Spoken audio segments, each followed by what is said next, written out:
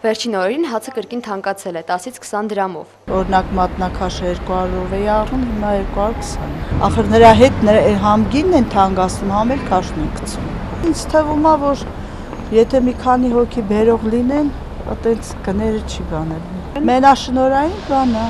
Հացի գնի թանկացման վերաբերյալ գյուղացիներն իրենց բացատրությունն ունեն։ Այս տարի գյուղնախարարության կողմից գյուղացուն տրամադրված ցորենի էլիտար սերմնատեսակն անորակ է եղել։ Բանից պարզվեց այդ ներկրված ցորենի այն մասնագետները, որոնք գնացել ընտրել էին,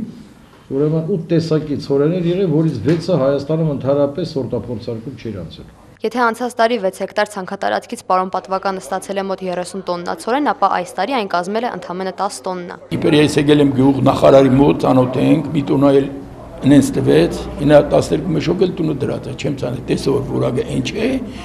ինչ էլ ցանեցի տակ տվեց էլի։ Գյուղացիներն անհիմն են համարում գյուղատնտեսության նախարարության այն պատճառաբանումները, թե ցորենի վատ որակը եւ պակասը կապված է եղանակային վատ պայմանների հետ։ Բայց ես ասում եմ, ինչի տեղական ցորենի 20 տարվա ժողովրդից բռնած ցորենի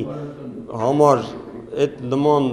բաներ չի եղել, իսկ այդ էլիտար սերմի համար եղել է։ Արդյունքում գյուղացին, եթե նախկինում 1 կիլոգրամ ցորենը վաճառում էր 120 դրամով, ապա այսօր ստիպված է իր էլիտար կոչվող սերմից ստացված ցորենը իրացնել 160 դրամով։ Մեզ անհրաժեշտ է, որպեսզի մեր ներկրող օպերատորները այստեղ կարողանան